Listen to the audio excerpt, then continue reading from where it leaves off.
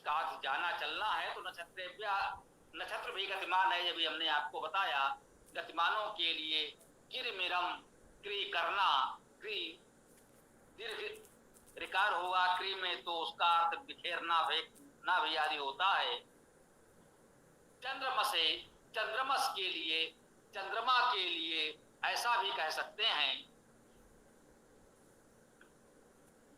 चंद्र धातु का अर्थ आनंद होना, प्रकाश होना, संतोष होना आदि है। किलासम दिल धातु का अर्थ श्वेत होना, खेलना, भेजना आदि है। चंद्रमसे किलासम चंद्रमा के लिए अर्थात आनंद, प्रकाश, संतोष के लिए। किलासम किलास को अर्थात श्वेत शुभ्र को भेजने पहुंचाने वाले को कहते हैं। अहने अहन के लिए अ धातु का अर्थ व्याप्त होना, विस्तार होना है। सामान्यता जब प्रकाश का विस्तार होता है, जीवन की गतिविधियों का विस्तार होता है तो उसे अहन अर्थात दिन कहते हैं। दिवस भी इसका एक व्यवहारिक अर्थ है। शुक्लम शुक्ल की आवश्यकता है। शुक्ल धातु का अर्थ त्याग करना, रचना करना है। त्याग भी करें और रचना भी करें। शुभ धातु का अर्थ जाना, शुचि धातु का अर्थ शुद्ध होना भी है, चाहे तो ये अर्थ भी ग्रहण कर सकते हैं। पिंगाक्षम पिंग धातु का अर्थ रंगना, चमकीला करना, शब्द करना आदि है। पिंगाक्षम का अर्थ हो गया कि प्रकाशमान चमकीले शब्द करता की आवश्यकता है। रात्र के लिए कृष्णम पिंगाक्षम, कृष्ण अर्थात आकर्षण युक्त अथवा कृष्ण काला का अर्थ भी ग्रहण करते हैं। पिंगाक्षम पिंगाक्षम तो वही शब्द है, प्रकाशमान शब्द करता, उनकी आवश्यकता है। इस प्रकार से आज इस यजुर्वेद 30वें अध्याय के 21वें मंत्र की चर्चा हम लोगों ने की। कल इस अध्याय का अंतिम मंत्र 22वां मंत्र प्रस्तुत किया जाएगा। ईश्वर की कृपा रही तो कल इस अध्याय को हम लोग पूर्णता प्रदान करेंगे। तो हमारी चर्चा यहाँ पूर्ण होती है, विराम देते हैं। आगे आप लोगों को जो भी कुछ कहना, सुनना, चर्चा करना हो कह सकते हैं। वो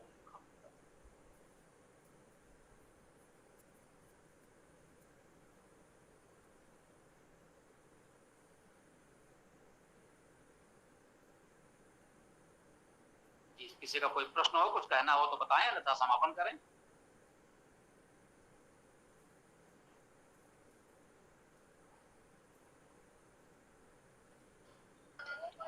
ये किसी का यहाँ जो शब्द आया पिंगाक्षम, वो पिंग तो पीले रंग के लिए भी शब्द प्रयोग होता है क्या, जैसे स्वर्ण के लिए हिरण्य आता है उस तरह से?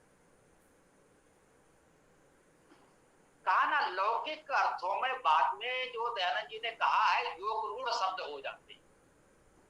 मतलब शाब्दिक अर्थ तो उसका ग्रहण किया, पर किसी वस्तु को वो नाम दे दिया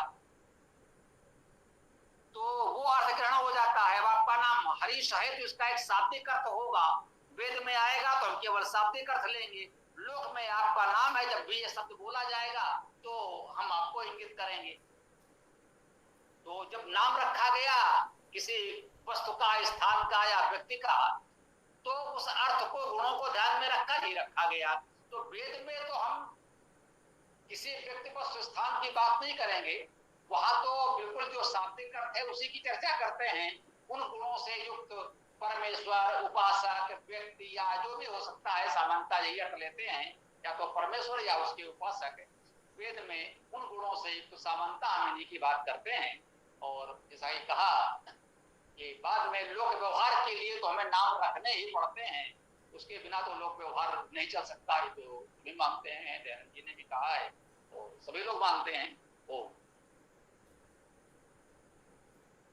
फिर आगे शब्द बढ़ा ऐसे पिंगाक्षम, अक्षम, अक्ष मतलब नेत्रों के लिए भी बोला जाएगा, जिसके नेत्र प्रकाशमान हो पीले रंग के, वैसा?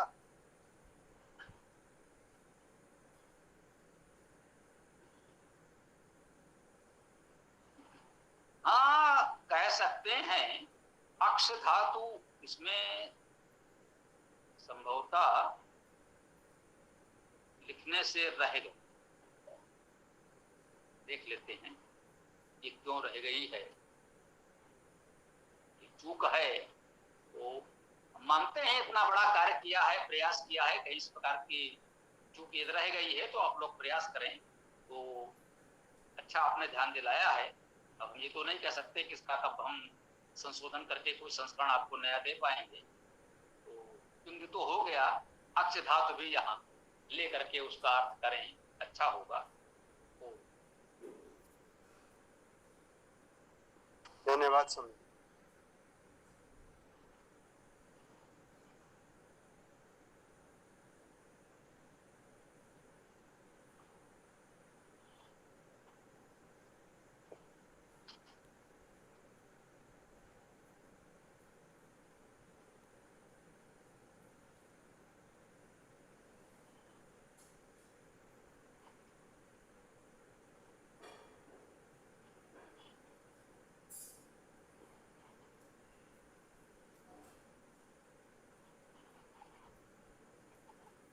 ठीक है, किसी का और कोई प्रश्न हो तो कह सकते हैं, अन्यथा समापन करें। तो कीजिए, देखें।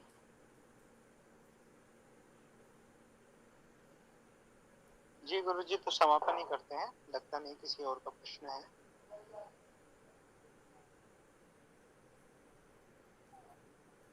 जी तो मैं समापन करता हूँ।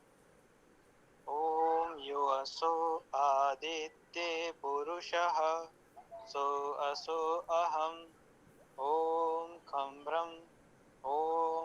ब्रह्म। सभी को नमस्ते, सादर प्रणाम।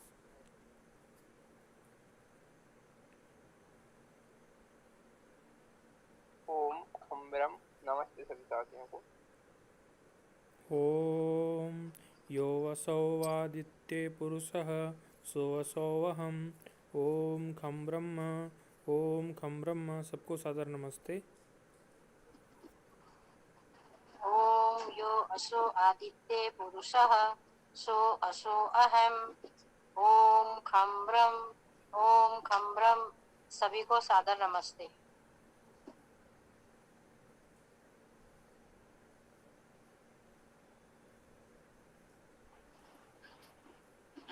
जी आज शनिवार है, कल प्रातः 11 बजे, कल रविवार है तो प्रातः 11 बजे विशेष सत्र होगा इस वेद कक्षा का। उसमें कोई मंत्र व्याख्या हम लोग नहीं करते हैं। तो सनातन धर्म से संबंधित, भारतीय संस्कृति सनातन धर्म से संबंधित कोई भी प्रश्न कर सकते हैं।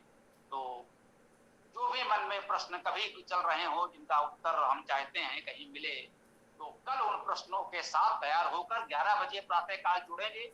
गौरव जी लिंक दे देंगे,